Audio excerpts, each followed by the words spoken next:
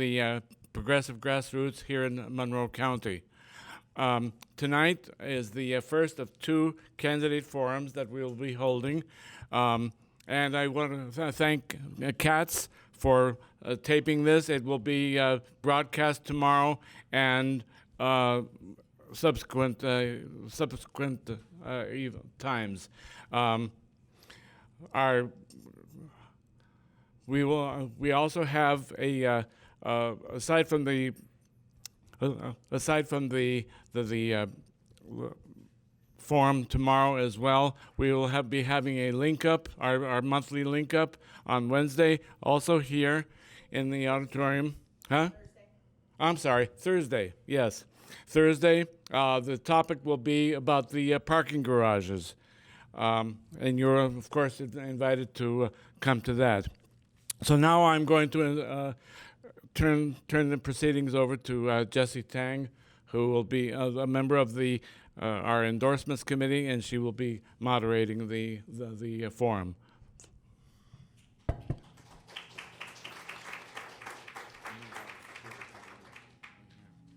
Yeah. Sorry. Hi, everyone. I'm going to introduce the candidates first for the judges' races today. For Circuit Court Judge Division 1, we have Jeff Bradley.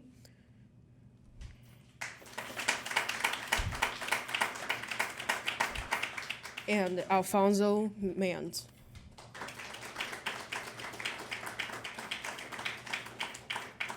And for Circuit Court Judge Division 8, we have Jeff Keir.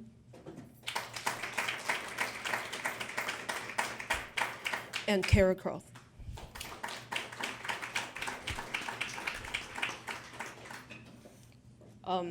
We will now, starting with Jeff Bradley, we will now give each candidate about 1 to 2 minutes for their opening statement, whenever you're ready.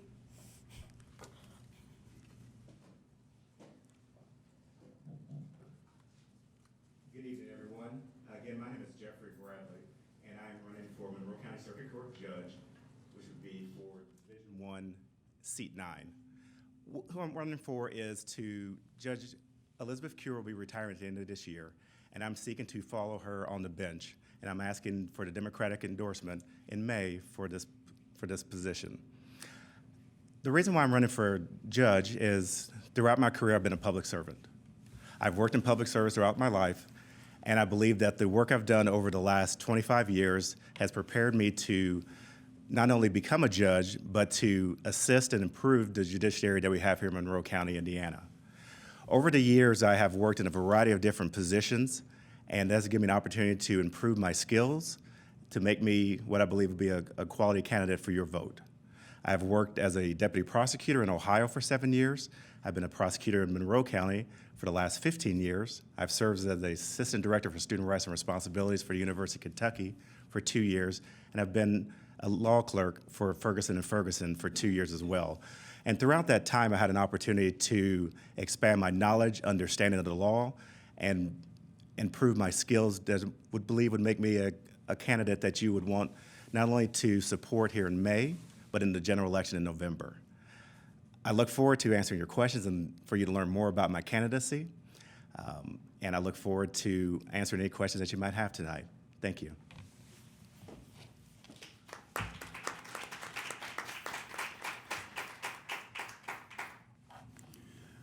Good evening. I am Alfonso Mans. I am running for Judge Seat 9 of the Monroe County Circuit Court. I thank all of you for your attendance here this evening. I'm a graduate of Fisk University with a Bachelor of Science degree and Indiana University with a Doctor of Jurisprudence, as well as a Master's of Public Affairs. I've done further studies in public policy analysis and administration at Walden University. My research in 1975 contributed to the discovery of PCBs having been deposited in Monroe County that created a health hazard and required area-wide cleanup. My family and I have lived in Monroe County for over 40 years. My wife Dolly and I have raised 5 children who attended and graduated from public schools in this community. James, Singor, Sojourner, Suzanne, and Sean participated in many educational programs, including athletics, for which I vigorously supported over the years. We also have 12 grandchildren and 2 great-grandchildren. As an attorney and counselor of law, I have served this community and others throughout the state of Indiana with consistent distinction as declared by the Indiana Bar Foundation. Over the years, I have had and still have a serious interest in serving our community as a judge. Please vote for me in the upcoming election. Thank you.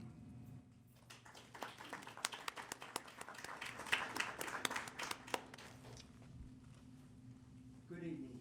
My name is Jeff Kerr, and I'm running for Monroe Circuit Court, Division 8, Seat 5. I have practiced law for over 22 years, all in service of this community. Experience matters, but it's the quality of the experience that matters so much more than the quantity. I'm an experienced trial attorney. I've tried over 50 cases to a jury, including some of the most serious and complicated cases to have come through the justice system here. I'm well acquainted with the trial rules, jury rules, and rules of evidence, and because I've encountered a wide variety of issues, I know how to deal with them. I know how to conduct a trial because I've done many trials. I perform a judicial-like function every day when I screen police reports to determine whether to file charges and if so, what charges. I must decide what is fair and just. These are decisions that greatly impact people's lives and are similar to decisions that judges must make.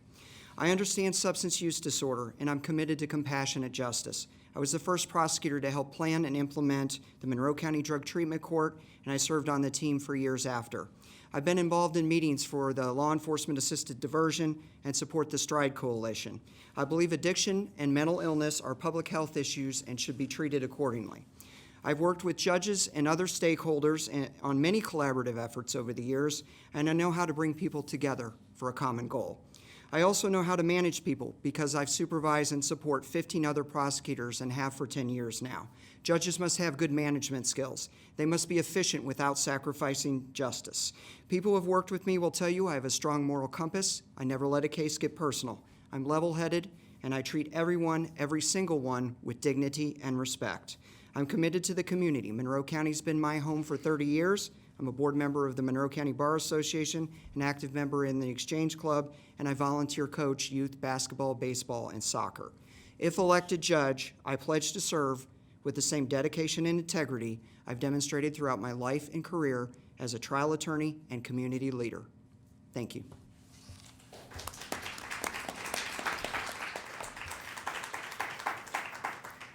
Good evening. My name is Kara Crothy, and I'm running for Monroe Circuit Court, Division 8. I grew up in Bloomington. I'm a lifelong Democrat. I decided to run for judge because I feel like we're at a pivotal point in our democracy, and I wanted to get more involved in our community and more involved in the decisions that are made in our community, particularly the justice system. I have experience. I graduated from Indiana University School of Law in May of 2000. I've been an attorney for 19 years now. I started out my career in civil private practice. I also practiced in the federal courts for bankruptcy. Then 16 years ago, I accepted a position at the Monroe County Public Defender's Office as an attorney there. Being a public defender is a hard job. We have large caseloads. We do civil and criminal law on a daily basis. I'm in the courtroom almost every day, full-time every day. And I'm handling clients that are difficult. I'm having conversations at all times with judges, with prosecutors, with probation officers, with treatment providers that my clients have and bring to court with them. So I'm good at talking to people, I'm good at dealing with people, and I'm good at communicating in the courtroom. I'm also involved as part of, in addition to my regular job, I volunteered for the drug treatment court for 7 years. And when I started, it was just drug treatment court, but now we've expanded in Monroe County to problem-solving courts. And those use evidence-based practices to get better results for people and reduce recidivism, which is good for the clients that are involved. It's also good for the community. So I'm hoping to keep problem-solving courts in Monroe County and expand on those. And I would appreciate your vote on May 5th. Thank you.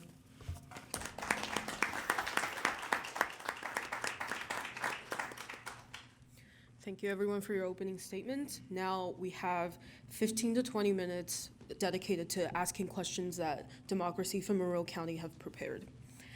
The first question, and we'll start with Kara and go down the line this way to answer the questions, but the first question is, to what extent and how does racial justice impact how you handle cases in the courtroom? Do you feel that there are better ways that the court could deal with racial injustice in the courtroom? Yes, definitely. As a public defender, I see how racial biases affect my clients, also socioeconomic bias. So I think that as far as judges, I think the most important thing to be aware of is the implicit bias that we all have, and make sure that we're aware of that, and they have training for that as well. And I believe that that's something that judges should regularly receive training in. So, in short answer, yes. Thank you. I'm familiar with the report that Dr. Ruth Eit and Guy Loftman authored and issued in January of 2020. They had previously issued a report as well about the state of racial justice in Monroe County. Having been familiar with that report, I know we've got a lot of work to do here, and I do believe that implicit bias training is one key factor in that. I know that the prosecutor, Erica Oliphant, had training for us on that, and I understand there are other agencies in Monroe County that are also undergoing implicit bias training. We have a lot of work to do. We need to be vigilant and mindful. As a prosecutor, we're ministers of justice, and that means we're in the best position to make sure that justice is done, that people are being prosecuted on the basis of what they have done and not who they are. And that's something I practice every day when I screen charges. Thank you.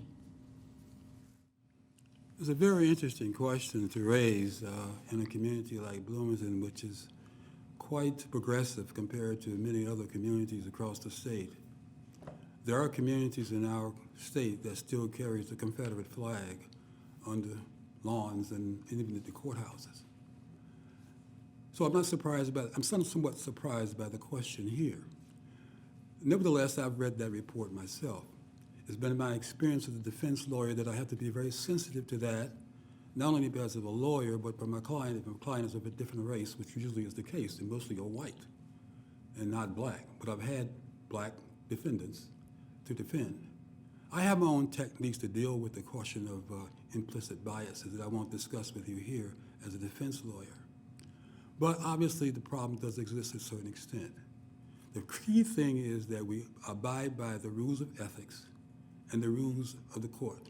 They are designed to help us to avoid such discrimination in our court system.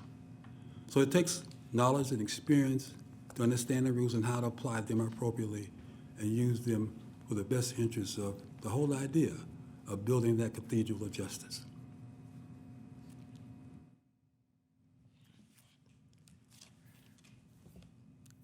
As a judge, you're asked to be fair, unbiased, and impartial in your work and your decision-making.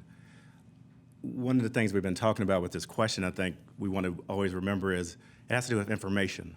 It's information that we receive from different sources. It's either reports that have been provided that Jeff and Al have referenced, making sure that the judges have a substantial amount of information as to what is going on in our community, what is going on in our courtroom, and if it's information that we can utilize to always improve ourselves. Because one of the things that you always hear the judges talk about is we try to make the system better. If you look at what Chief Justice Rush said last year, we're for the customer. One of the things is we want to make sure our court system is fair for everyone who walks through the door, that everyone's experience is such that they feel like they're treated like any other person, and that the outcome is not based on some type of bias that might be present. But that requires, for the judges, if I have the opportunity to serve, I will receive additional training. Judges receive opportunities for legal education, ways to not improve themselves, and to make sure that their staff and those that come before them and work with them are in a position to best administer justice in a fair and even-handed manner for everyone in front of them. But really what it boils down to, I think what's underneath that question is being open to receive information, to utilize information, and then to apply that in the court system as would be appropriate to make sure that we are always continuing to improve ourselves day after day, year after year. So, thank you. Great.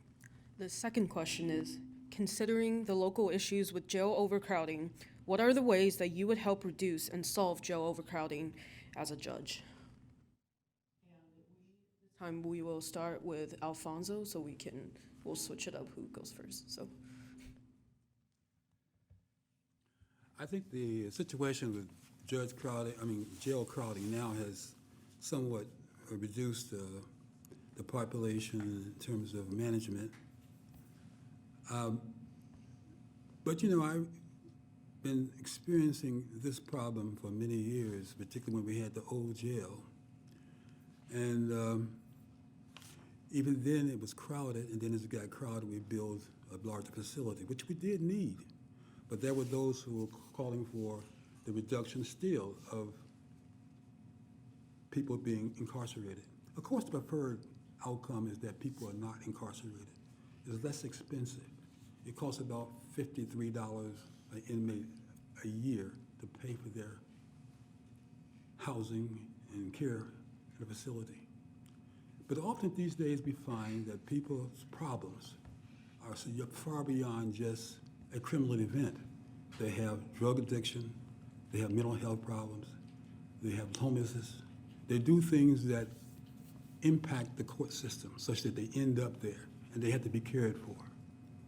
There was one gentleman, I understand, decided to commit a crime so that he can have a place to eat and sleep and drink or relax. I don't understand the solution to the problem other than to say that judges have to make good decisions about whether to incarcerate a person. Violent offenders have to be incarcerated. Those who are non-violent do not have to be. And those who are non-offenders should have to be able to go out and rehabilitate themselves without being recidivized in our system. Those who continue to commit crimes, then they should go to prison. There's only one way. The first job of a judge is public safety.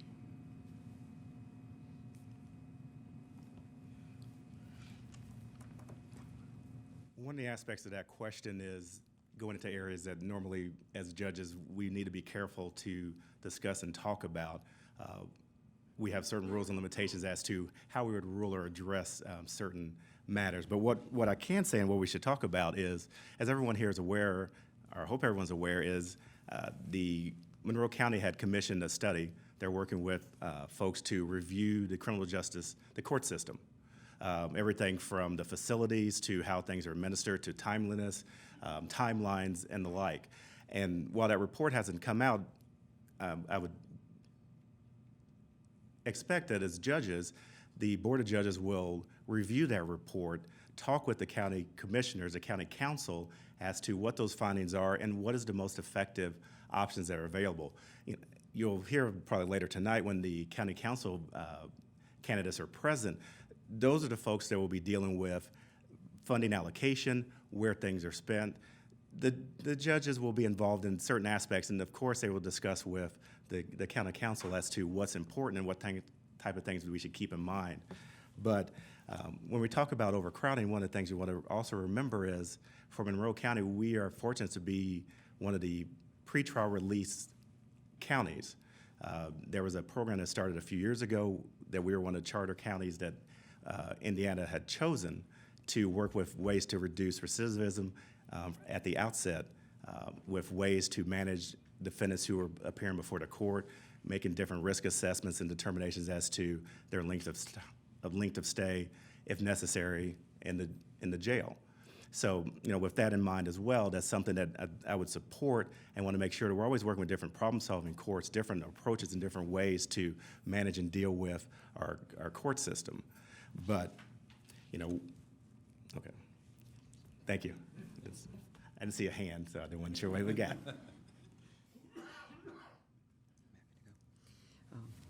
I agree wholeheartedly with Mr. Bradley. I too have been anxiously awaiting the results of the study that the commissioners commissioned, that the consultants are working hard on right now. I have in fact submitted a questionnaire in support of that. I think too that the pretrial release program has been helpful in keeping our jail population down. I note from the circuit court's report that the success rate for all disposed cases is 70% with the pretrial release program. Success being the percentage of released defendants who, one, do not have court-filed technical violations regarding the conditions of their release, two, appear for all scheduled court appearances, and three, are not charged with a new offense during pretrial supervision. I think you'll find that those numbers were actually, that percentage is a lot lower before we started pretrial release. So I think the pretrial release program has been a success, and it does take into account several factors in the risk assessment. One thing we have to be mindful of is not incarcerating low-level nonviolent offenders, as Mr. Mann said, and as judges, that's certainly something that we can affect. We just need to be mindful of who's up there and why they're up there. Thank you. Jail overcrowding is a huge problem in our county, but one thing we have done, which the other candidates have already discussed, is the pretrial release program, which eliminates the need for monetary bail, which is huge for my clients because my clients are indigent, so they don't have the money for bail. And before, they were sitting in jail for months and then sometimes pleading guilty when they say they weren't guilty just to get out of jail because they needed to get out of jail. Statistics show that if you spend more than 6 days in jail, it's detrimental to your life because if you lose your job, it just starts a downward spiral of how everything goes. So that's one thing we've been doing. It's a pilot project, so it would be important to keep that project and make sure that the prosecutors and the judges are following the recommendations from the probation department and public defenders too, because we're always trying to help our clients get out of jail, but the recommendations are set up based on a series of questions, and then if depending on how the answer is, then a recommendation is made for release. So that's important. Also, I think it would be important to make sure that our jail is publicly funded and never becomes a privately funded institution, because obviously that's going to be problematic when you incentivize putting people in prisons. So that's my answer to that. Thank you. I think we have time for one more question, but I just want everyone to keep in mind that after this will be open questions from the audience. So if you have anything that you want to ask, please be ready. The third question is, are there any alternatives to incarceration that you would advocate, especially in the case of minor offenses? And in addition, what do you consider to be minor offenses? We'll start with Jeff. Yes, I believe that the Stride Coalition and other partnerships here in Monroe County are taking a step in the right direction with the LEAD program, that's Law Enforcement Assisted Diversion. That program has been utilized in other communities across the country, and it entails when a police officer encounters someone on the street who's in crisis, whether they're in a substance use disorder crisis or a mental health crisis, they have the option of taking them to a crisis diversion center. I believe it'll be named the Stride Center. And when they get there, they'll be able to, they can stay there for 23 hours. They'll be put in touch with mental health professionals, substance use disorder professionals, and hopefully build a relationship with those folks so that when they get out of that center, the Stride Center, they'll be able to come to those folks when they have a crisis in the future. But that'll help divert some folks from jail who don't need to be in jail because we're talking about a public health crisis and not a criminal offense. Thank you. Alfonso? Yeah. That's a difficult question. I mean, if you're asking the public citizens to finance an alternative way to keep a lease on a defendant, this is basically what you're asking. Putting them in our jurisdiction and holding some kind of hold on them so that they will not commit other crimes or be rehabilitated. Bloomington has a lot of alternative services provided for people if they're willing to participate and use them when they're released from jail. And what we need to do, I think, now is to educate our youth about the difficulties they may encounter by using drugs to get into our system. People think that marijuana is not harmful, but to a long extent, if you take it for a prolonged period of time, it is quite harmful. And some of our people ending up in jail as a result of it, and we have to rehabilitate them through these procedures. I know people don't want to hear that. They yarn and they think that I'm old in the sense that I've been around for a long time, and I know the experience, but working with young people as well as old. And I'm very much concerned about this drug problem in our community. It is the most serious problem. But how are we going to do? We're going to house many drug offenders? We can't do it. We got to use the services in our community somehow to involve with these alternative ways of dealing with them. But if a person is sick, he has to be in a facility. Otherwise, he's going to harm somebody, or he's going to harm himself or herself. I don't have an answer.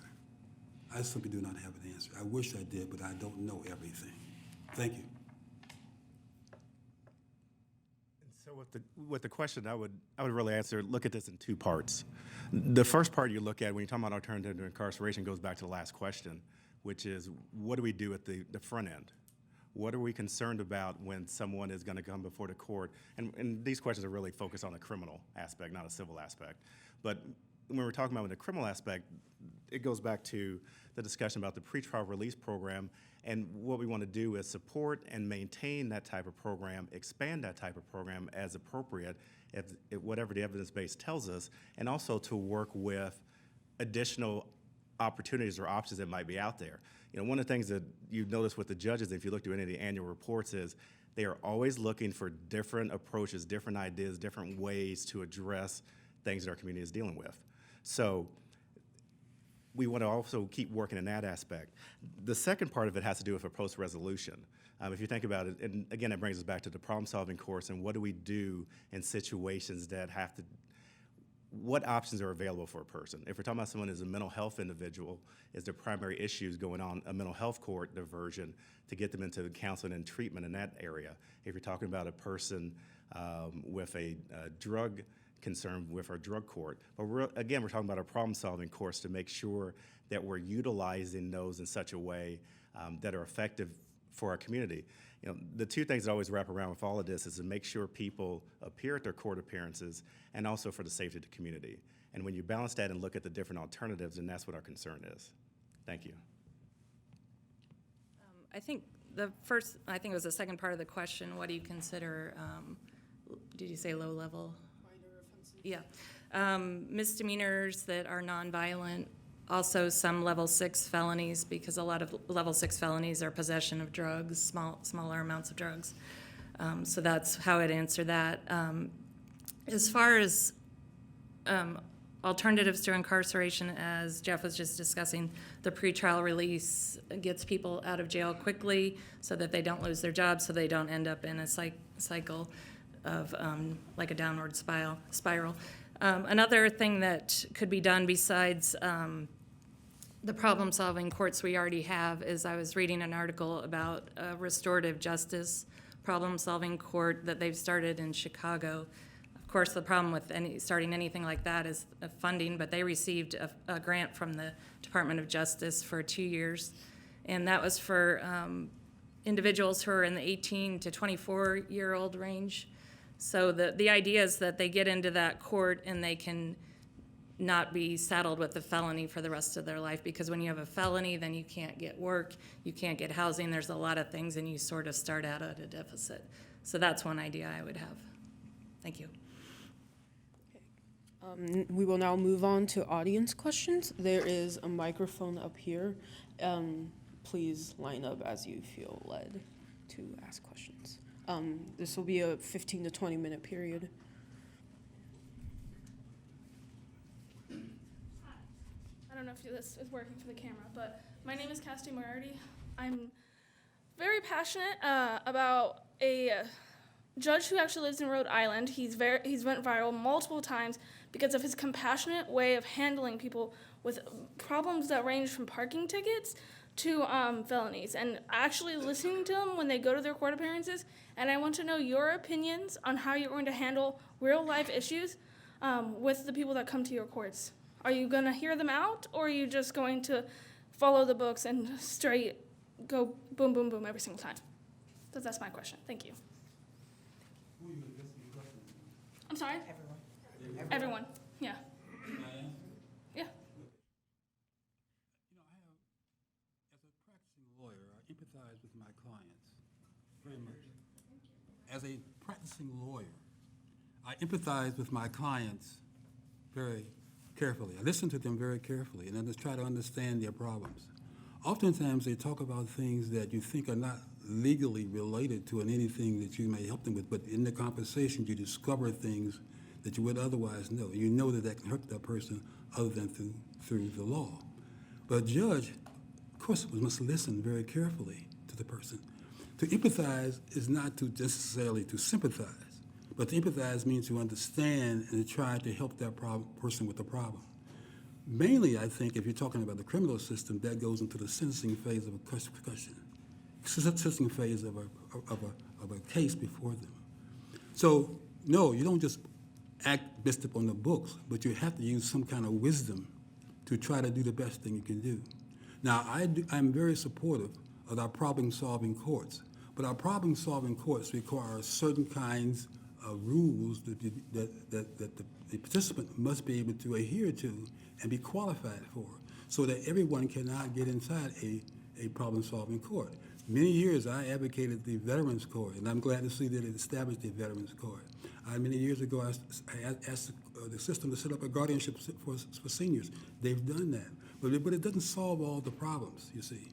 Nevertheless, judges, and I see that all the time, I see judges trying to empathize and understand the person whom they're trying to address and deal with.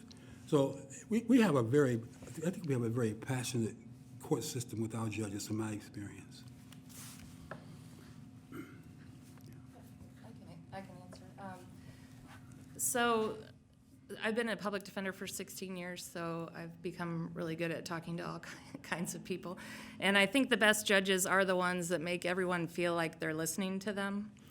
I went to an LGBTQ plus event at IU, at an alumni event, and I was talking to a gentleman who was a trans man, and he was telling me that he moved here from Greencastle, and he wanted to go to court to get his name changed. And he was super nervous about going in, but he actually went into Judge Keir's courtroom, and she started talking about her wife and immediately put him at ease. So, I mean, the way you interact with people, the way you talk to them can make a difference. And it doesn't mean that you're gonna rule for them, but if you make them feel heard, that's really important. So thank you. I was interacting with a gentleman the other day. He was not represented by an attorney. I was there as a deputy prosecutor. He was someone who had been in crisis. He was a veteran who was suffering from PTSD. He was worried about losing his job, and I helped navigate him through the process in court, which can certainly be terrifying to a lot of folks. And so, and that's not the first time I've done that. I've had to do that many times over the years, where I've had to help somebody through, and you know, I've learned through that you know, people are people, and it may be sort of an adversarial process, But I feel like what's important is justice and helping people get their life back on track. And so I certainly sympathize with the Rhode Island judge's approach. I agree with that. I've always felt you get more with honey than vinegar anyway, so that if you're nice to people and you're respectful of people, they'll give you the respect back. And that's if I'm elected judge, that's how I would run my court as well. And so I'll go back to what Chief Justice Rush had talked about with customer service and the customer in the courtroom. And it's not about giving you what you want, but it's really about making it a fair, accessible, open location. When you think about it, for a large segment of our population, when they go to court, that's the first time they walked into a courtroom. So they might not understand the rules, different procedures, and how things are handled. And what would make it even more difficult for them is if the judge's focus is, I'm just going to go through a docket, I'm going to read through this and not take the time to make sure everybody understands why we're here, how things work, answer questions when appropriate, and help people navigate through the system. And again, I think everyone here has touched upon, the idea isn't for making everyone happy or everyone getting what they want per se, but it's really making sure they understand through the experience it feels like you were listened to, you were heard, and when a decision is made by a judge, we take the time to explain why we did what we did and what's the ruling is based on under the law. And I think as everyone's talked about is with different aspects of all of this is when you interact with people, this is their first experience. So we want to make sure that when anyone comes in the courtroom, whether it's the first time, the 10th time, whatever time, civil or criminal proceeding, that they understand that you're not prejudging things before it starts, that they have an opportunity to be heard and have that chance. Thank you. Is there anybody else with questions?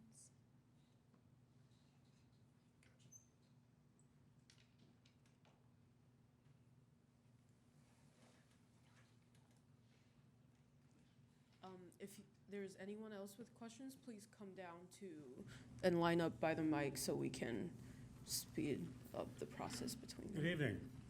My name is James Allison, and I think I'm about to ask the most naive question of the evening by far. I'm not a member of the legal community here, so it's a very naive question. I wonder if any of you, collectively or individually, can give me some idea of a typical day in the professional life of a judge in the Monroe County Circuit System. Anybody, or all together. Don't all talk at once, though. Well, since I have not served judge for a full day, other than as a pro tem judge, I really don't know. I walked into the courtroom and I was sworn in beforehand, of course, and I was sat at the bench and I was handed some files to make some decisions. Knowing that I have to make a decision, then I have to know what the issues are, get the file, look at it, let the witnesses, let the parties step forward, present their evidence, and make a decision right off the bench. Sometimes you can't always make a decision off the bench, but you make a decision later on. That was a typical day I had as a pro tem judge. And if you ask me as a lawyer, that'd be a different matter. It's not a naive question, though. I would say that having been sat through many a criminal court session and a civil court session, our courts here are busy. Their cases are often set, they try to set them about 15 minutes apart in most cases, but a typical morning can be certainly very busy, depending on what the type of case is. Felonies, of course, are going to take longer to dispose of than misdemeanors. Small claims may take less time, obviously, to dispose of than domestic relations type cases. But it does entail getting folks in and out as quickly as possible because they have jobs to get back to, of course, and the attorneys are busy as well. So I believe that our courts run efficiently. They have lots of cases to get through. and the afternoons are packed as well in most cases. Some courts may be arranged such that they have certain weeks. Like in the criminal courts, they have a trial week. They may have a week where they do all the pre-trials. They may have another week where they do specialty kinds of hearings. So it can vary with that. But our courts are usually buzzing, and people are hanging off the rafters, and the judges are trying to get them through as efficiently as possible without sacrificing justice. I can just answer briefly. Well, as a public defender, I'm in court every day, all day, and I know the judges are the same because they have the same caseloads, and they have to efficiently manage that.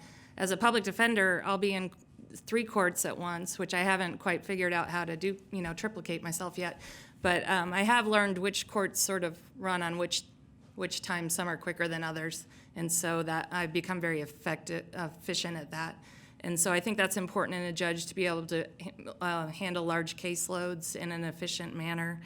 And there was discussion we had at the bench bar recently about a master calendar that was talked about years ago, but really hasn't been revisited. So if I were to be elected, I'd probably suggest we go back to looking at the master calendar, because that's where certain courts set certain things on certain weeks, so that it doesn't happen to us that we're in 3 courts at one time. Thank you. Probably to go back, when you talk about a typical day for a judge, one of the first things we want to make sure everybody understands that we have a unified court system, and so we have 9 different judges, and the judges are work in different areas. So we have 4 judges who deal with a civil court docket, 4 judges deal with a criminal court docket, and then a judge who deals with a juvenile docket. So within those 3 general groups, each of their typical days are set up differently. So as Mr. Kerr has talked about, and with criminal court judges, they would be on a 4-week rotation. So with those judges, they're rotating between different types of tasks. So one judge would be dealing with their jury trials during a week or motion hearings. Other judges would have a week or 2 of what would be called pretrial conferences, or supervising and administering cases as they move through the process. Another judge would be involved with bond review hearings, initial court appearances for all criminal defendants, as well as their own court docket that week. And then with the civil judges, they also have a separate and distinct docket going on as well. So if a judge is hearing small claims cases, they're set up on certain days for their actual maybe contested hearings, as well as their damage hearings and the like. The same with family court, they're gonna have different hearings set up. So with you're probably gonna dig a little bit deeper into that. We probably don't have a lot of time to go into it. Maybe at the meet and greet, we can talk more, but all the judges have a little bit different, but they're always busy and active day in and day out on their own dockets. Thank you all very much. Thank you. Are there any other questions from the audience?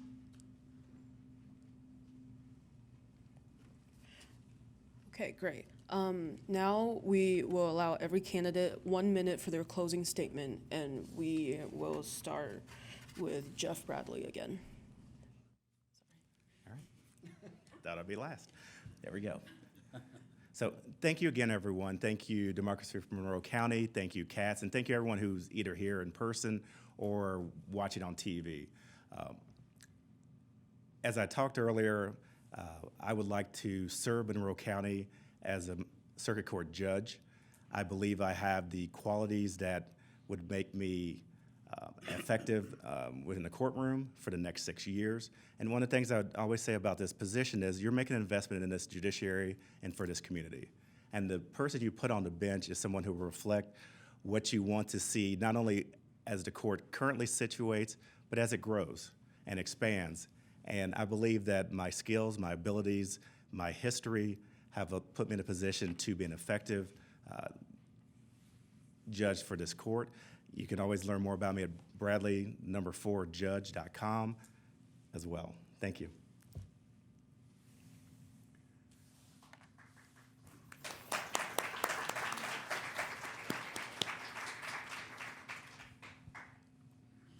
A judgeship is a public trust. If I'm elected judge of the Monroe Circuit Court, I will strive to enhance and maintain public confidence in the administration of justice. This requires consistent professional distinction by adhering to the canons of judicial ethics and full commitment to the fundamental principles that underlie our judicial system.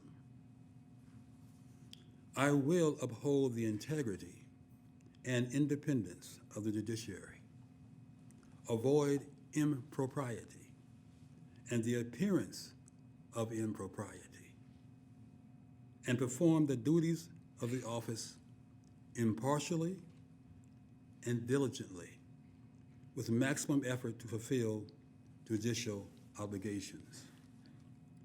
The duties include a thorough assessment of the office and make appropriate recommendations to improve the quality of services related to judicial administration. I thank you for your presence. Please have a good evening.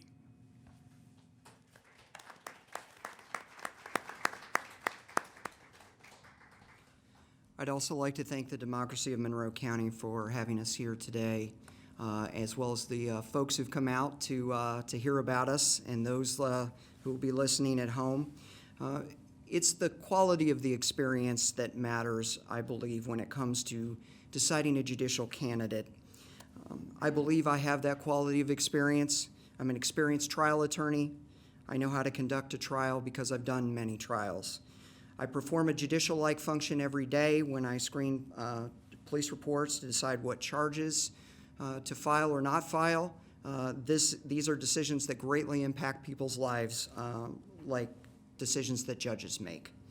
I understand substance use disorder, committed to compassionate justice. I also understand mental health. I've worked with the drug courts, I've worked with other problem-solving courts, and I would continue to work with those and expand those. I've worked with other judges and stakeholders on collaborative efforts. That's important that judges know how to bring others to the table to solve important community issues. I know how to manage people. I've supervised 15 prosecutors for 10 years. Judges need to know how to manage people. And I'm committed to my community. Thank you.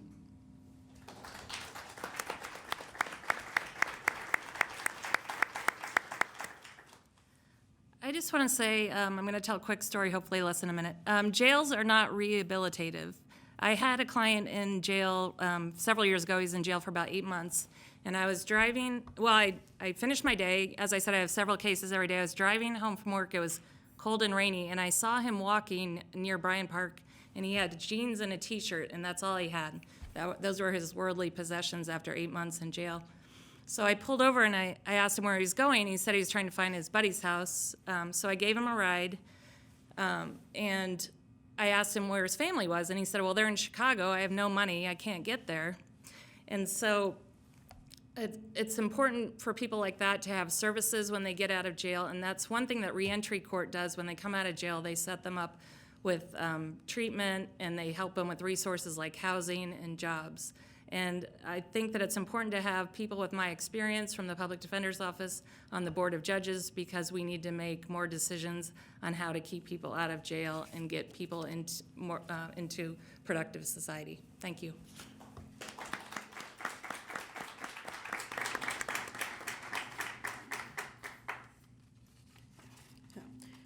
That concludes our judges forum. I want to thank all 4 candidates for coming and answering questions tonight, and we will give them one final round of applause.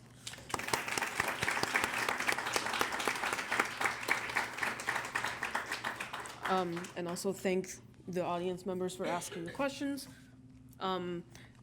We will now transition to the county council forum. So, yeah, let's take a break. Thanks, judges. Thanks.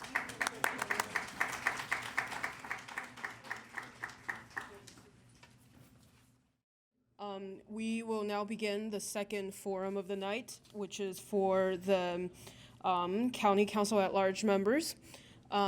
First, we have Jeff McKim.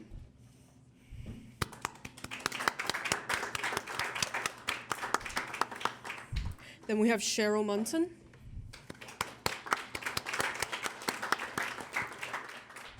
Then we have Trent Deckard. Lastly, we have Dominic P. Thompson.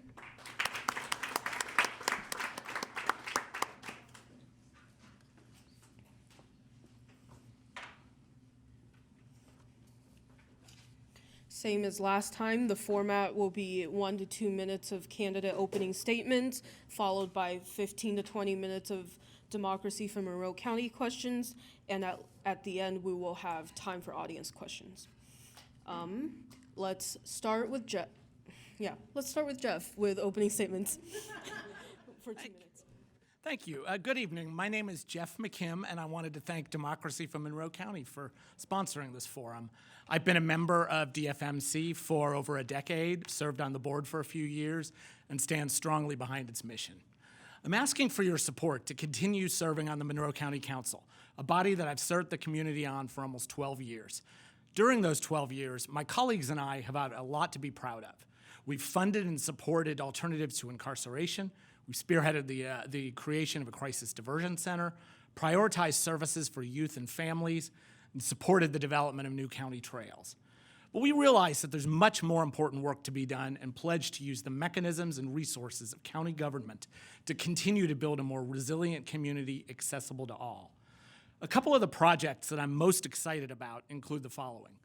Making use of new tools recently enabled by the legislature to develop a county housing program and enable the development of more affordable housing. Expanding the county greenways network to connect the county's trail system to Bloomington and Ellettsville. Continuing to reduce the dependence of our justice system on user fees that have the potential to trap people in a cycle of poverty. Expanding funding and resources for public transit when appropriate, better allowing individuals of all abilities and income levels to fully participate in the community and the workforce. I want to leave you with this thought before we move on to questions from the audience. Local government in Indiana is complex by design. The county council has very limited authority, and it takes experience and relationships that build up over years to be effective. This is one of the offices where experience really counts. So I ask you to allow me to use that experience and continue to serve you on the Monroe County Council. Thank you very much.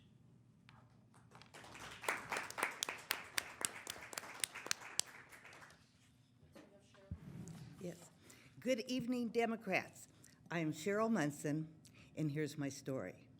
I'm running for re-election to Monroe County Council because I love Monroe County, our beautiful setting, and our diverse and vibrant community.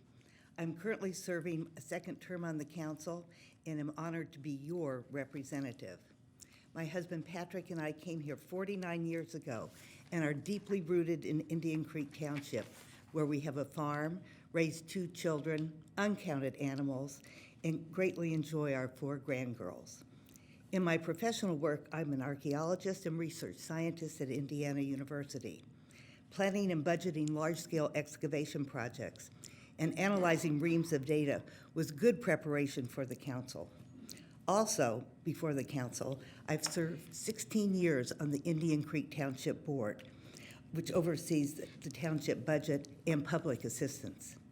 I've been an active volunteer in our community, public works for MCCSC, Girl Scouts, 4-H, Historic Preservation, Youth Sports and Theater, Planned Parenthood, and Community Kitchen. These same kinds of volunteer work that many of you carry out. I am currently a board member for the Friends of Lake Monroe, the Monroe County History Center, and my neighborhood association. I take great pride in the collaborative accomplishments made during my time on the county council. Highlights include developing secure financing for juvenile services, setting up a structure to adequately fund elections year to year, increasing support for housing and food provided by our not-for-profits, working with city and county officials on expanded public safety, tourism, and recycling, and passing fiscally responsible budgets each year. Thank you.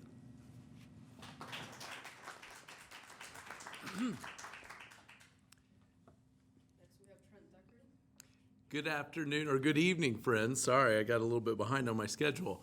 My name is Trent Deckard, and I am very proud to represent all of the citizens of Monroe County as a Monroe County Council member at large. I was caucusing to replace Lee Jones when she became a county commissioner about a year ago, and this has been a tremendous service to have an opportunity to do.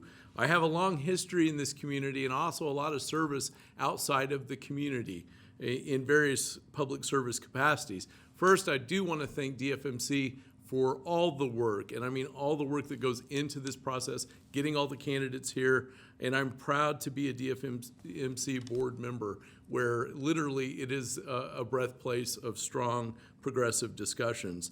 In this community, I've had a variety of roles that many of you know me from, and you've worked with me. I had the distinct pleasure of being the chair of our local party for 2 years. I was a congressional staffer assigned locally here in this community that I'm from. I'm 8 generations here in this county. And then I had the pleasure of serving as the co-director of the Indiana Election Division as the Democratic side of bipartisan election administration, something extremely vital to this community. I'm running this year on several things that I've talked about for a long time. Sustainability, and true sustainability in the sense that we must be aware of what's happening with our lake and, like Cheryl said, protecting it. Affordability for our community. We know that the price of living in this community sometimes is a challenge that is so overwhelming that it prevents people from having the life that they want. And that's not just within the limits of this city, it's all over the county. I've talked a lot about citizen access, all citizen access to our boards, our commissions, our services, so that people see representation on those boards that look like them, think like them, and live like them, and love like them. And then finally, quality of place, broadband access for folks so that the children of our rural parts of the county are not left behind in the education and the things they should receive, the same as any kid. And finally, free and fair elections, making sure that we are providing ballot access for all. Last, we have Dominic Thompson. Sorry, I'm a little tall, guys. Hello, everyone. My name is Dominic Thompson, and I am running to be the next Monroe County Councilor member at large. I would like to thank Democracy for Monroe County for hosting this forum tonight and giving us all the chance to reach out to voters and let them know where we are. I want to focus a little bit on some of the experience I've had here in the community. I currently serve as the Vice Chairman of the Board of Housing Quality Appeals for the City of Bloomington. And in that role, I've dealt with a lot of different landlords and seen a lot of the struggles that they face in providing things like affordable housing that a lot of the candidates have talked about up here. Furthermore, I've been very involved throughout the community with creating a community kitchen on the IU campus in order to serve food insecure students and also members of the community. Anyone can go to it. Furthermore, I've made it so on the IU campus that sexual assault and misconduct is taken more seriously, and that there were steps brought forth by the faculty council in order to make it so it was an issue that was really addressed, and so people felt like they were going to be safe. I also want to talk about some of the issues that I care about in this election. I care very deeply about making Monroe County affordable, sustainable, and accessible, by making Monroe County have more affordable housing, because currently 60-something% of renters in our community have a household burden. That means they pay over 30% for their housing costs. I want to make sure that we have a sustainable government and that we are leading the way for the state and then also for citizens on how to be sustainable. And finally, I want to make sure that we are making sure our public transit is accessible to everyone in our county, not just to people here in Bloomington. Thank you so much.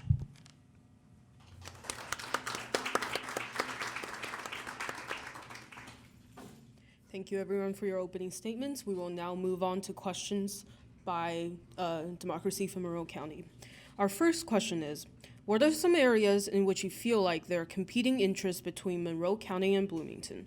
And what is your strategy or goal in dealing with these competing interests?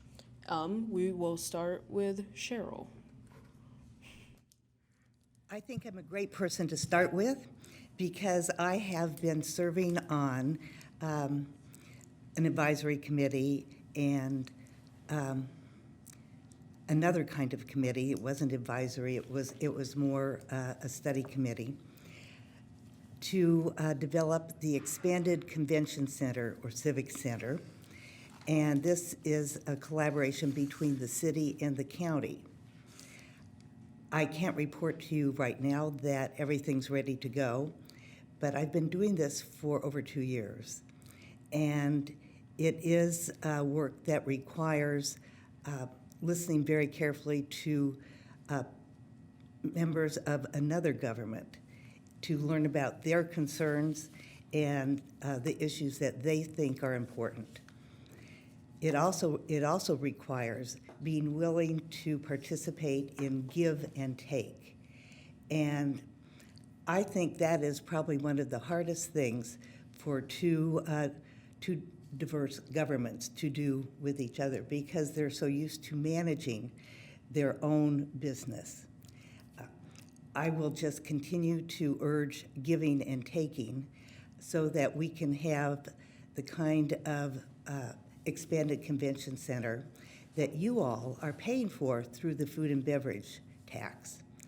And this is something that we have heard a great deal about from residents throughout the city and the county, and certainly from the businesses throughout the county. They are impatient to get this going. Frankly, I'm impatient too. But I will continue to work on this to the best of my ability to bring us together to a decision that we all can work with. Thank you. We'll have Trent go next. Okay.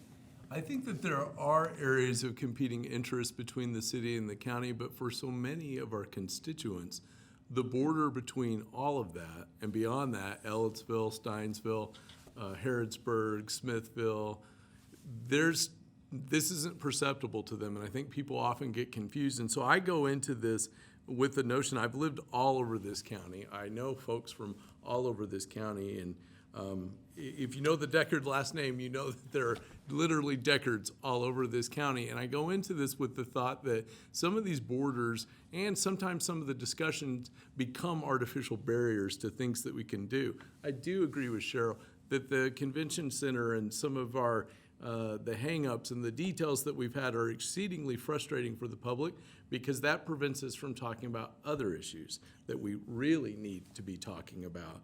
And so I was very happy last summer. I was on the Public Safety Local Income Tax Committee, where you had representatives of the city, you had representatives of the county and Ellettsville that were engaging in discussions about how to allocate tax dollars for public safety, and that would go to townships and to localities. And it was an amazing process. In that example, the city and the county actually created compromise representational allocations that made a lot of folks happy and allocated dollars properly. And the final thing I would just say is, there's not a member of any of these bodies that I would not feel comfortable working with, sacrificing time with, and serving with. And I think if we all go into it with that attitude, the things we get done will blow our minds. If we don't have that, we will be lost forever in skirmishes. I'm very glad that the issue of collaboration has been brought up, because being a county government, we face limited resources compared to state governments or to the city of Bloomington and other entities. So one issue that I think that we need to improve collaboration on is affordable housing. We need to improve it with the state government, with Ellettsville, with Bloomington, and making sure that we're really addressing the concern, because currently I'm joined in this concern by a lot of people I've talked to while canvassing, that currently it feels like the county government is not doing enough to address the issue of affordable housing. And it's definitely not working with Bloomington to address that issue. So as a county councilor, I would want to collaborate with the city of Ellettsville and city of Bloomington and work with the state government to make that more of a reality, make people feel like our county government is helping them on that front. Thank you. I think the example that I'm going to use is in the area of public transit. The city has Bloomington Transit and the county has rural transit.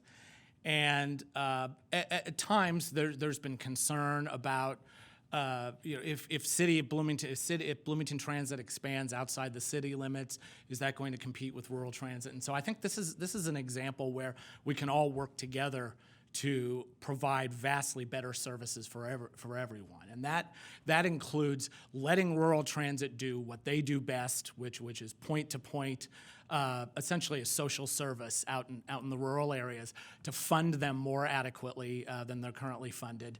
And then also to work with the city to expand Bloomington Transit into the unincorporated county only in the areas in which it actually makes sense, in which there's enough density to actually support a fixed route service. So, and I can think of about 4 areas in the county in which that would actually be appropriate, and we could talk about that in more detail if anybody's interested. And how I actually achieve that? Well, I stay engaged with the city and with the leadership of the city. I go to city councilors' constituent meetings to hear what their constituents' concerns are. I try to talk with the mayor. I talk with the city council to try to understand the kinds of issues that they're facing and to keep enthusiasm built up with them to actually work together to get this done. And I really think that this is going to be an area in which we can really work together to actually improve public transit for everybody. So thank you. Okay, on to our second question. Public health continues to be a concern in Monroe County, considering the development of the new hospital site and the people who rely on various outpatient clinics located nearby for service. Many people are also complaining about difficulties having access to health services. What are policies and ways in which you'd advocate for public health, especially given that now there are at least 4 confirmed cases of the coronavirus in Indiana? We will start with Trent. The first thing I think that is absolutely crucial is we have a tremendous health department here locally under the leadership of Penny Cottle and a tremendous board. And the first thing I will say as a public official, my day job, I'm a communication lecturer. I help students learn how to communicate better and reach their audiences. And I know that I'm not an expert necessarily on public health or science, but I know Penny and many others that we have in this community are. And so I don't resist the recommendations that she offers. I embrace those. And in fact, I ask, what more do we need to be doing? And so I think we have done a great job at trying to empower the health department to be, whether it is needle exchange programs or it is awareness for mothers on the issues that affect their health and their health only, doing what we need to do to fund that, support that, assist that, because fighting that, which, we take that for granted here, that happens in other places where science is not placed first, expertise is not placed first. And so I embrace that department and the recommendations they give us. As for the coronavirus, I will say this: the county is looking very hard about what we have to do for our constituents. And we take that very personally because while it is a big county, it's truly a small town in that sense. What do our folks need? What resources have to be marshaled to do that? How will that affect things like early voting, et cetera? All of these things play into this, and it takes collaborative government to do that and to engage. And I listen in those processes.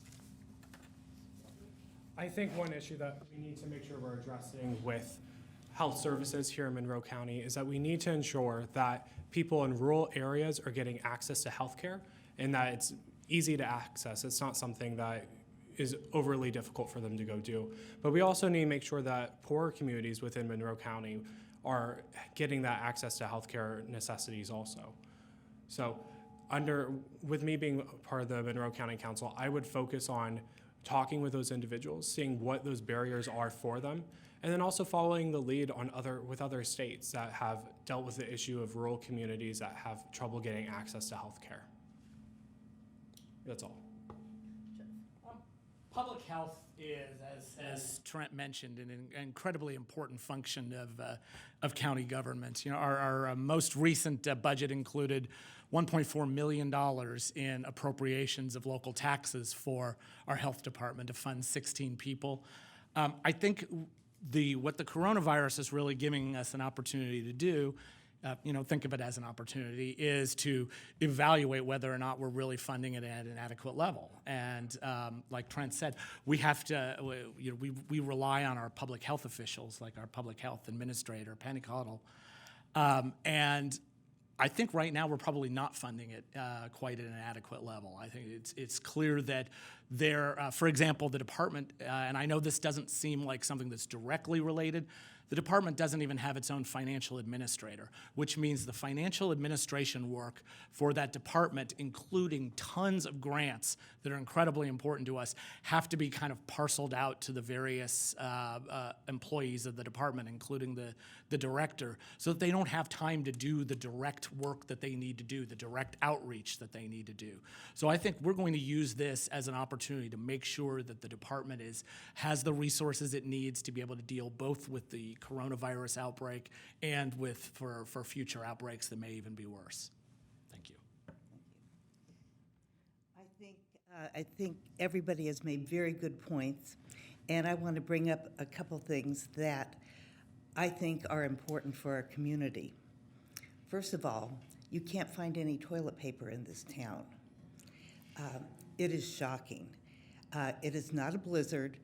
People have not run out to get bread and milk, but they have gone to get toilet paper, tissues, paper towels, hand sanitizer, wipes, that sort of thing.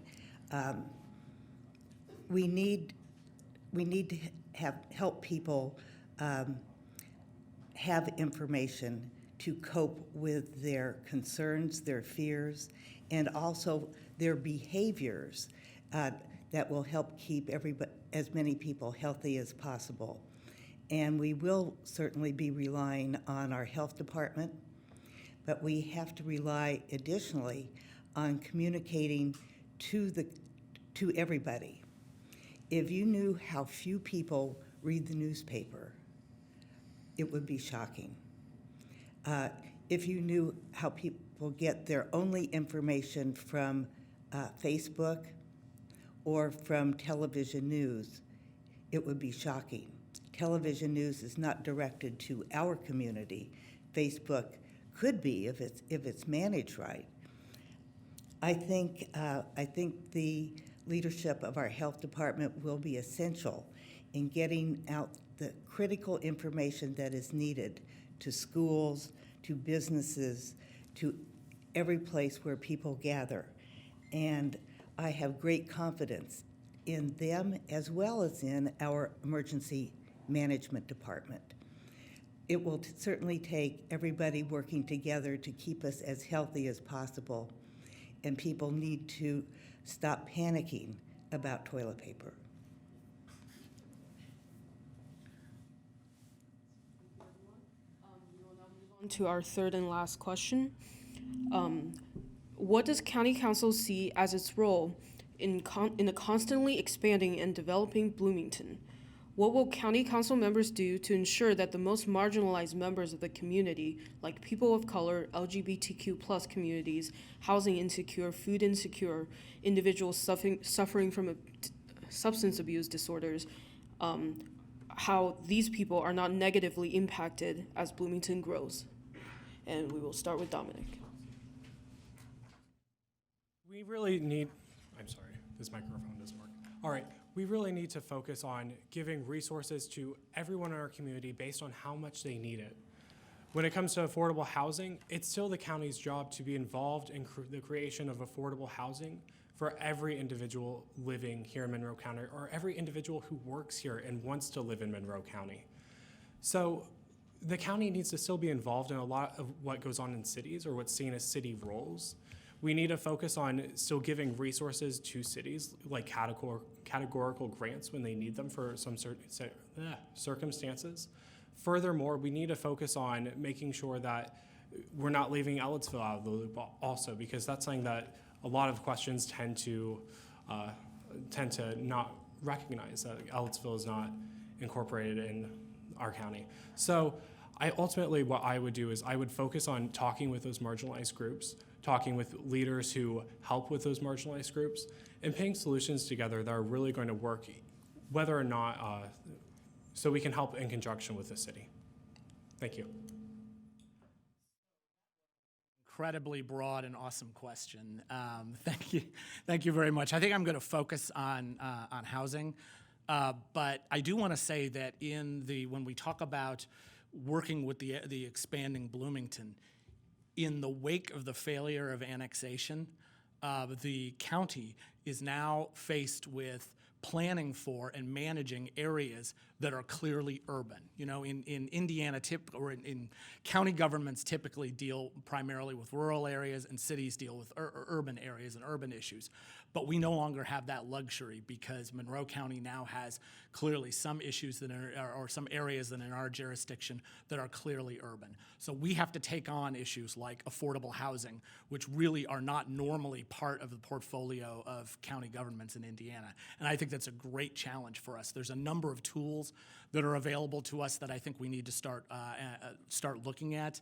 First of all, we're in the process of rewriting our cumbersome zoning code to incentivize and make it easier to develop affordable housing. I'm on the County Plan Commission and am working with the consultants we've hired on that project and rewriting the code. We can use new tools like the residential TIF to encourage the development of workforce and affordable housing. We can create a county housing program to protect tenants and support additional housing opportunities, possibly in partnership with organizations like South Central Indiana Housing Opportunities. Monroe County right now has no housing program at all. We can create a fast track to affordable housing program that speeds up some of the approval processes without diluting the standards when they're associated with affordable housing. We can invest in infrastructure that allows us to increase our housing stock. And then finally, and most broadly, I think we can support environmentally resilient and appropriate development that serves all residents. Thank you. I believe one of the key points of an expanding Bloomington is that there will also be an expanding county population as more people seek places to live. There will also be an expanding Ellettsville. We don't have that collaborative structure to help us work together. Each one of these entities has their own zoning ordinances, and each has their own separate approaches for public safety and for housing, etc. One of my experiences has been working with public safety and supporting our rural fire departments that have recently reorganized in order to provide better services to the residents. As Jeff said, some of these residents are actually living in an urban area. So a township fire department is actually serving an urban area. The reorganization has resulted in a fire district, the Monroe Fire District. More and more townships are being gathered into this, and it's a good thing for our residents. Yes, it is going to cost more. It's costing everybody more. But it's important for not just fire protection, but the fire departments are the first line of health emergencies, especially if you live at a distance from the hospital. You will be contacted by an investigator from the fire department. EMTs and other emergency providers will come to you from the fire department. So I'm very happy with the professionalization that's moving that direction. Maybe we need to have the same kind of integration for housing and for transportation. This is something that can be done, thank you, if people are willing to work together. Thank you. So you've heard some very experienced comments here that I would echo in many ways. I would add something to this. I start every day with trying to remember and be aware, in a sense of awareness, of just who I am and who I am not. And I wake up and I think about the fact that I am a 42-year-old white, straight male that's serving the public, that has a good job, that is occupying certain positions in the community that others don't. And then I ask myself, what is that awareness telling me about those who are not represented or those who feel like they are shrieking about issues that are affecting marginalized communities and not maybe being heard at times? And so I approach that with that mentality. Who wants to be represented? Who is not represented? And this comes in many different formats. When it comes to housing, I think about the fact that, I bought my house in 2007 in the south side of Bloomington. I'm not sure I could afford that same house today due to the costs that are associated with it. With transit, is the access really accessible in a way that promotes riding, or is it something that penalizes it and makes life harder for the rider in what they do? And then finally, when talking with constituents that are very anxious about issues or have concerns, what does taxation, new taxation, really mean for them? What is that cost going to do to their monthly paycheck and their burden? And so I try to bring that awareness in the best I can in who that I am. And many of my colleagues will know that I often make that disclaimer of what do we need to be thinking about and who is not represented in this. That is all for the questions by Democracy for Monroe County. We will now move on to audience questions. If you have one, please line up by the microphone, and the candidates will each get 2 minutes to answer them. Hello. I'm Abby Ang, also a Democracy for Monroe County board member. And so my question is about climate justice. And recently the city has proposed a green ribbon panel and held a public input session about what to do with the income tax that the mayor has proposed. So locally, what do you see as your part as a county council member to work together with the city to address climate change?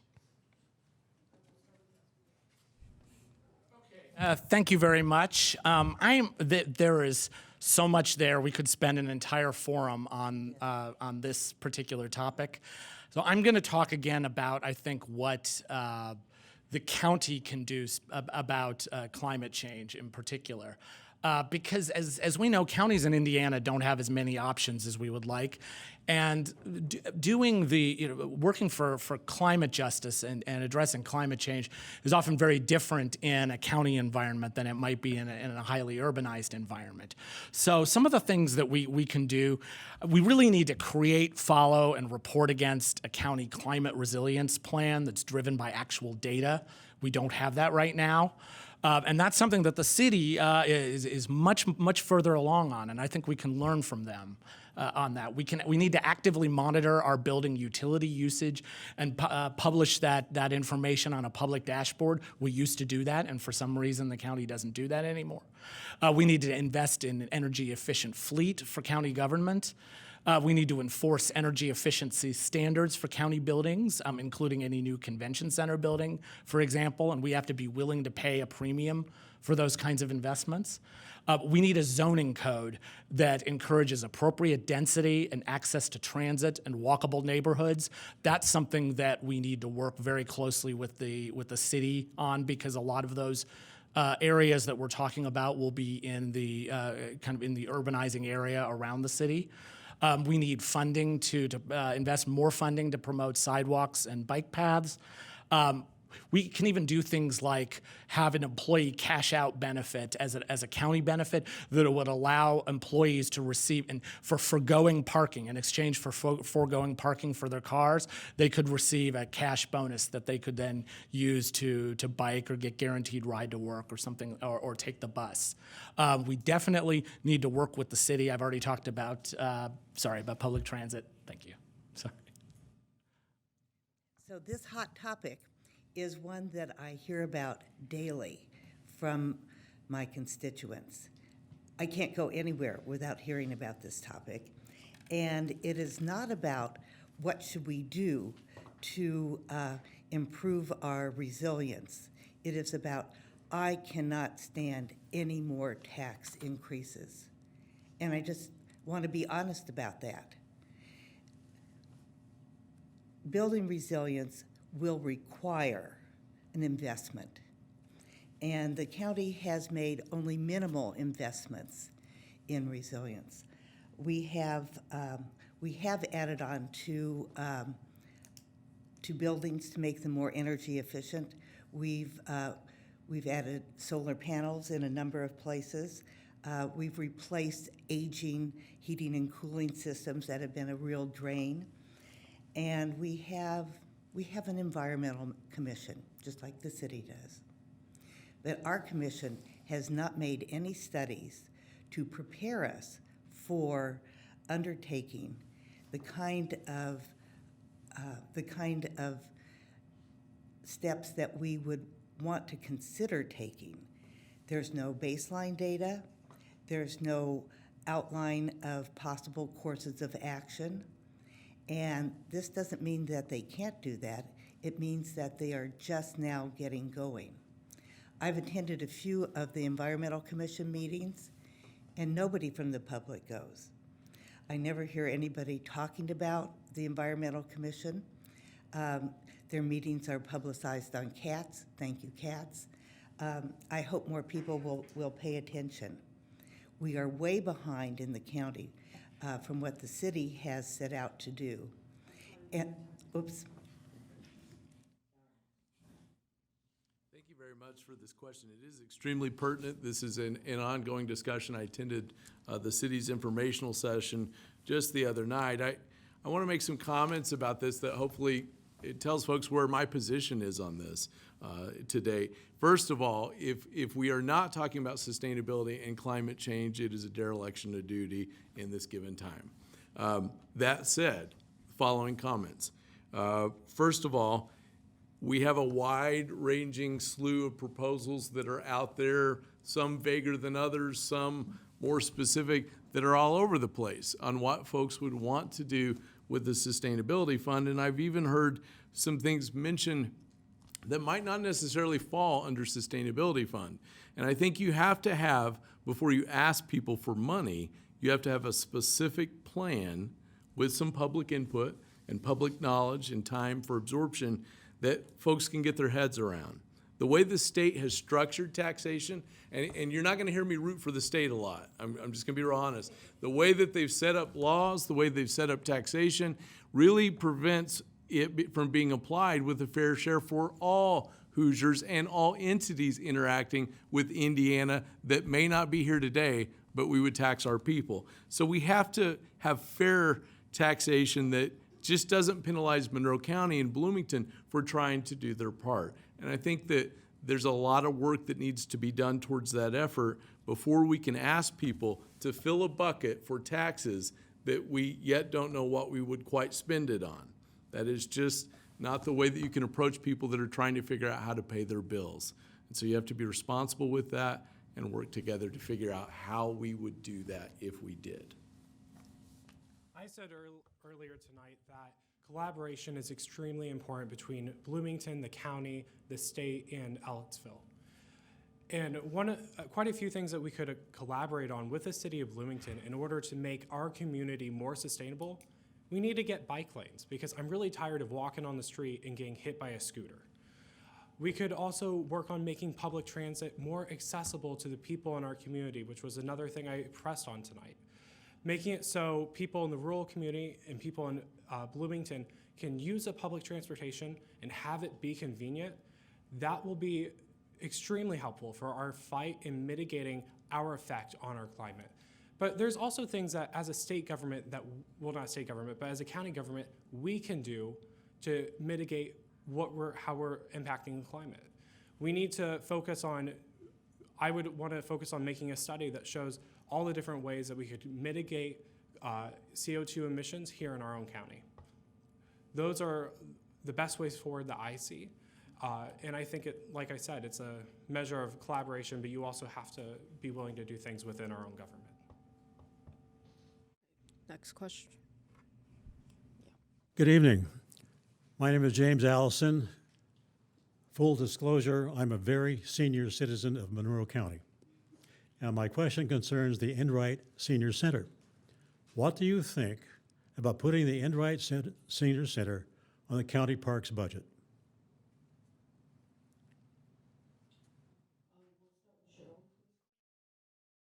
Perfect, because I'm also a senior citizen. And I have been to both Enright centers, the one in Ellisville and the one that is luckily set up at the College Mall. And that doesn't look to be a permanent situation for us, but it's a good location. It's, these are very important places for our elderly citizens because they don't just get there to do some exercise, they get there and arrive and they talk to each other and their needs are identified and they are served well by the staff of Area 10 Agency on Aging. We are very fortunate to have the leadership that they've provided. I would be amenable to seeing how this can work. I know it will need to be studied, Jim, but it is something that we desperately need. We also have the city participating in this because we no longer have a senior center that we once had in the city. And so I think the county and the city should work together to expand the resources that are available to keep our seniors healthy and happy. So this is the first time this question has ever been posed to me. My folks are just right down the street from it, and I spend a lot of time trying to get them to go down there. So to be quite honest with you, there's a little bit of personal involvement with that. I don't have an outright objection to it. We would have to obviously figure out the details.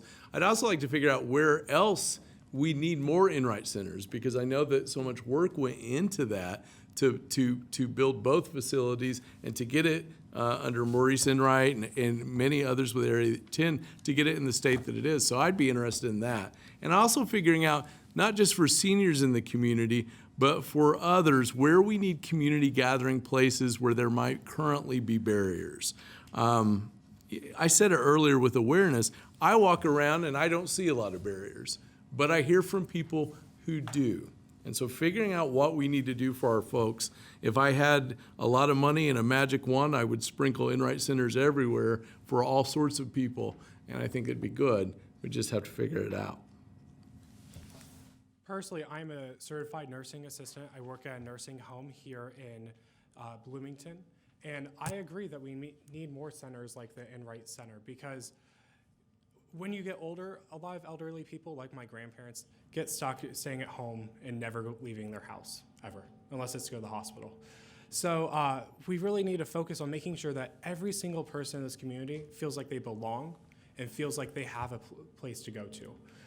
And so I would be in support of adding the Enright Citizenship Home to the Parks budget. Actually heard this specific proposal raised, so it's very interesting. Thank you for raising it. I will say that I am a pretty big parks advocate in general, and I talk to a lot of people about parks, and the three things that I always hear people talk about with respect to county parks are soccer fields, trails, and services for seniors. And so that would certainly fit in with funding the Enright Center, would certainly fit in with what I think we hear from residents a lot. The appropriate way to do that would be to work to go through the Parks Board. So every year, of course, the way. Let me just do a little bit of a detour here. The way that the county budgeting works is a little bit different from the way the city budget works. In the city, the mayor essentially presents a finished budget, and the county or the city council may approve it, not approve it, tweak it, et cetera. In the county, we have each department presents their own budget independently of all the others, and it's up to the county council to kind of adjudicate priorities. And that's actually one of the biggest challenges that we have in budgeting. And so the way to proceed to get this enacted would be to work with the Parks Board and to encourage them to work with the county council and to present that kind of function as part of their budgetary request for the next budget. But to talk to their county council liaison in advance so we can start thinking about what it would cost, how it would work. But yeah, that's the way that you would do that, and I would certainly be very open to considering that. Well, I must say, I thank you one and all. constraints, we will now limit the answering period for candidates to 1 minute for the next 2 questions. Yep. Okay, my question, can you hear me? My question's not going to be very sexy, and you probably aren't going to want to answer it, but as the county auditor, no one works closer with the county council than I do. And I have to tell you, it takes a stellar person to even attempt this job. It's a lot of meetings, and it's low pay, and it's hard work. And in addition to that, many people don't understand how big and complicated the county budget is. They see the city and taxes being a little higher there and think, you know, that's the bigger budget. But the truth of the matter is, we have courts, we have a jail, we have all this taxation, we have assessors and treasurers and auditors and all these different groups that in the health department that the city doesn't have, and it's huge and it's wide and it's vast and it's deep and it's complicated. It's complicated as hell. And 16 years into this, I want to ask a very pointed question, and I want a direct answer.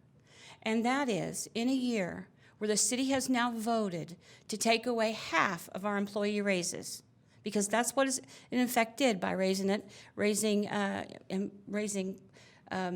income tax by 0.5%. Each person got 1%, so that wipes out half the raise for the year. We work in a county where it's expensive to live here, very expensive to live here, and I struggle watching my employees try to pay their bills. And that's terrible.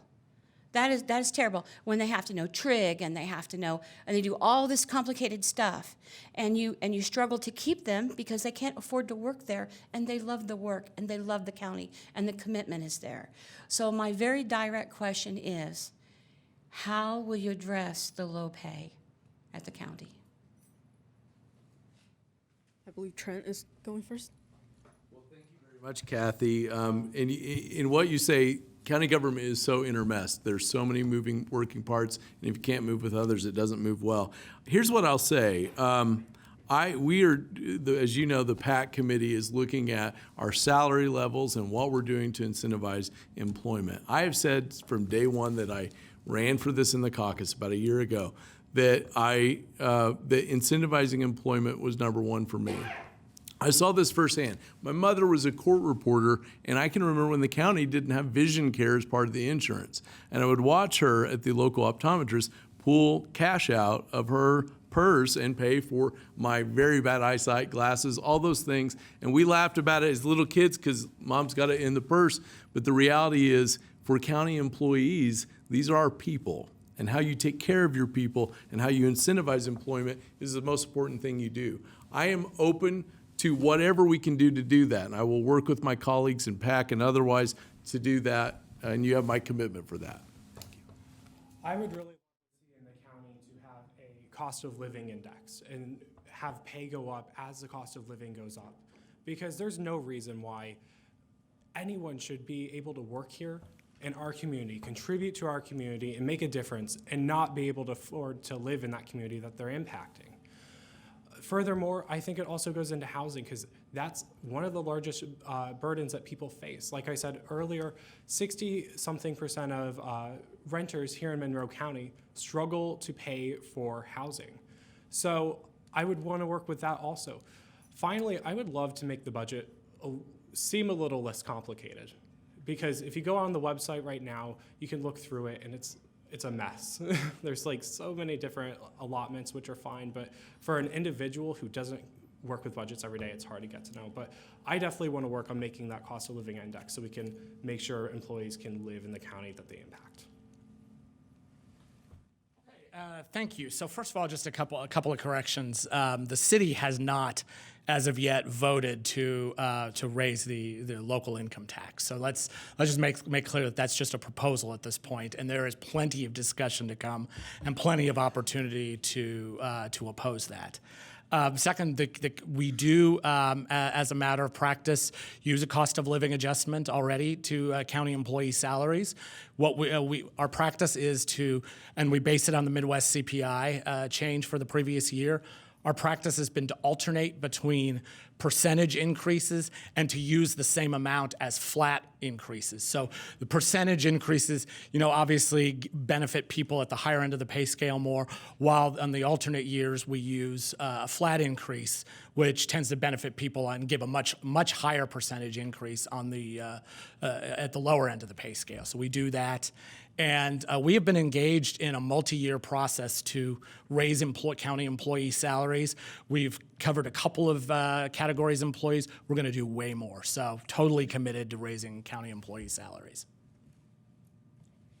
So Jeff McKim covered the important part about cost of living allowance raises, both flat and percentage. And what I think is important for everybody to know is that the council does work hard to increase employee wages. And we did a study several years ago to look at wages and how they meshed within the region, because we were losing some of our employee talent to the city of Bloomington and to other areas. Our employees are an incredible resource for us, and they make the government work, not us council members. We have an ongoing study right now to regularize our job descriptions and to coordinate these with a study that bases. Whoops. You will never know. But please ask me and I'll finish it some other time. I just realized I lost a set of keys somewhere in here, but I'll find them.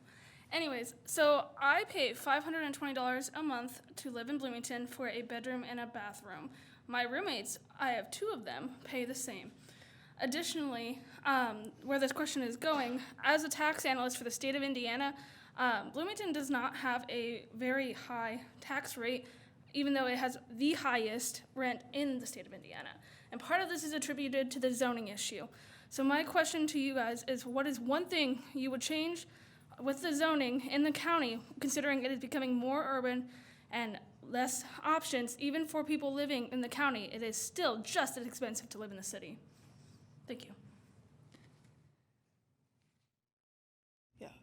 Dominic, would you like to go first? So my answer to that would be, I would really like to work with Bloomington, Ellettsville, and the state of Indiana to create an affordable housing fund here in Monroe County, to make it so we can help landlords and developers develop properties that will service people who make 50% of the AMI, the average median income here in Monroe County, to make it so people can afford to live in the areas that they live in. I can't tell you how many times on the Board of Housing Quality Appeals that people come in, landlords come in, and they tell us that because of Section 16 in the municipal code, that it's just too hard to develop properties here and to manage those properties. So ultimately, I think the solution going forward is creating that affordable housing fund. So you talked about zoning specifically, and I just, first of all, want to make the point that the county has no zoning jurisdiction inside the city of Bloomington or in Ellettsville. So when we talk, let's actually talk about county zoning. County zoning has been a mess for years. It is stuck in the past, and that is exactly why we've just begun the process of modernization of the county zoning code in order to be able to provide for additional options for houses to be built and to encourage and incentivize additional houses to be built. I do serve, I think I mentioned before, I serve on the County Plan Commission.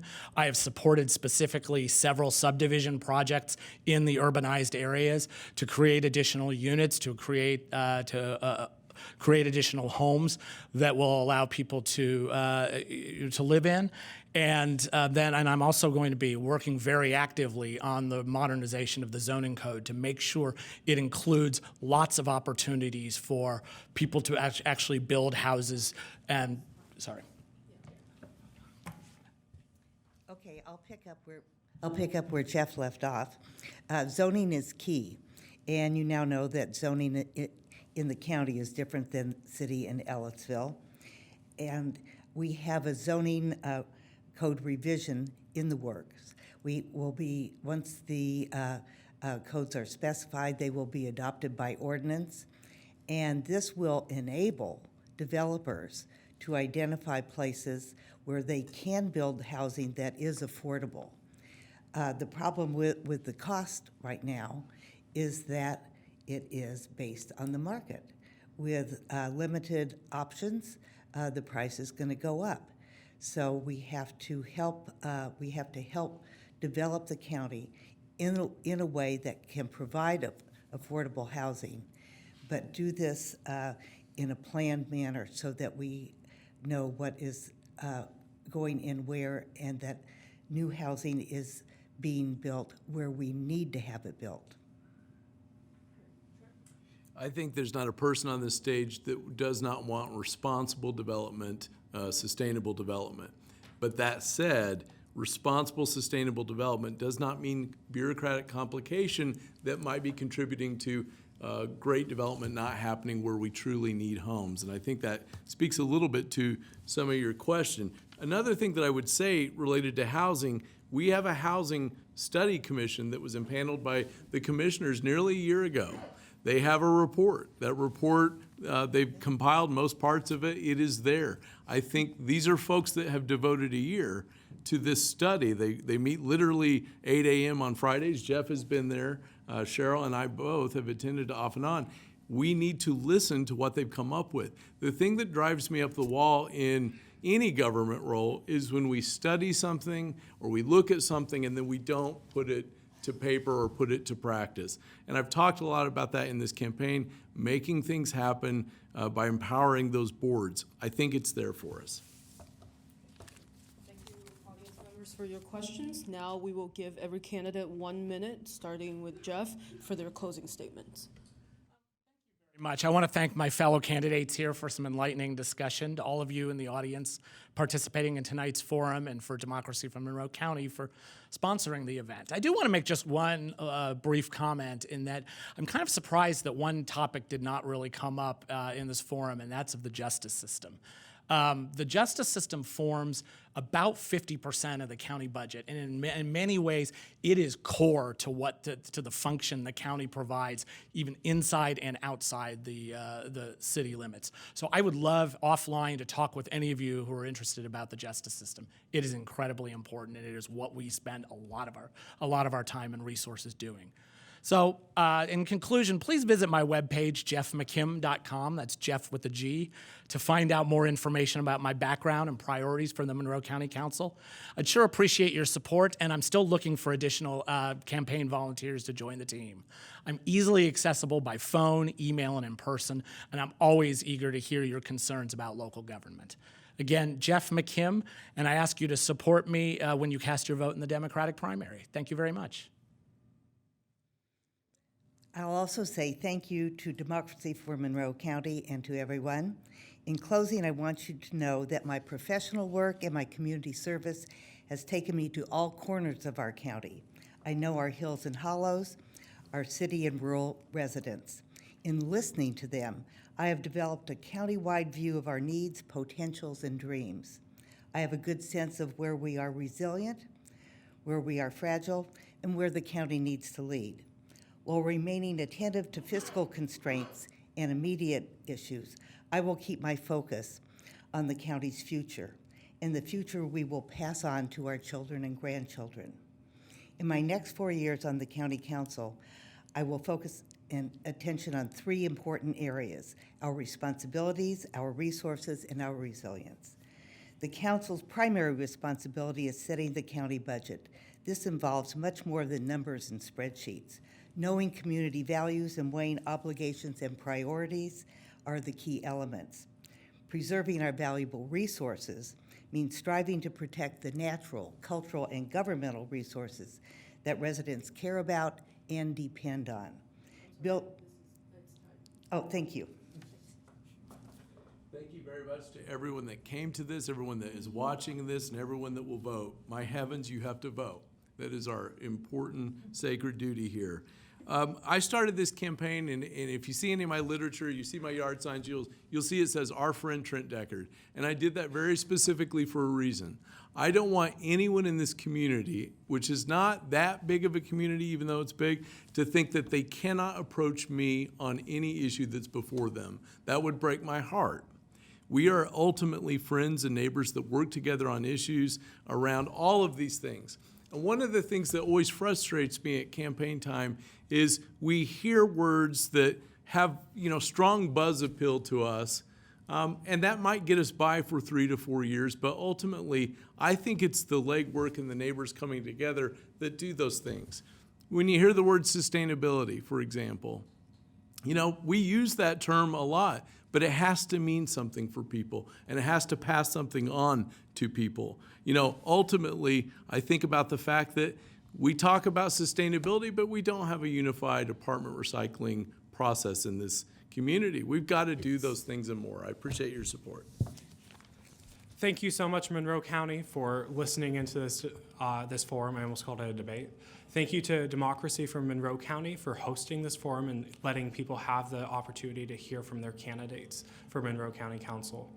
I just want to close on the fact that as a Monroe County Council candidate, and when I'm in office, I'm going to focus on helping marginalized communities that live here in Monroe County. And I want them to know that through me, they will have a voice.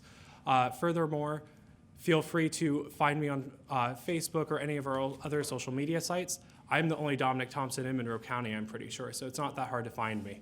Thank you so much, and make sure to vote on May 5th. Thank you to all the candidates. We'll give a round of applause.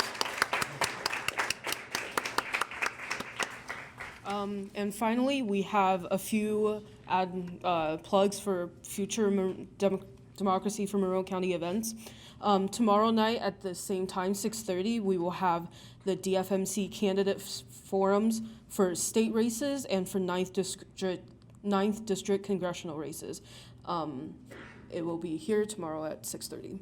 On the 12th, as Chaim said earlier, we have the March link up for DFMC. The topic is the parking garage. It will be at 6 p.m. Also here at the library. On the 22nd, we will be having the DFMC meet and greet, which will feature candidates for county auditor, treasurer, coroner, surveyor, and commissioners who are running unopposed. It will be from 7 to 9 p.m., location to be determined. And finally, some information about voting in Indiana. The primary voter registration deadline is April 6th, and the early voting period is from April 7th to May 4th, and our primary election day is May 5th. Please do your civic duty and vote when the time comes. So thank you, everybody, and thank you to all the candidates that were here today. Yeah.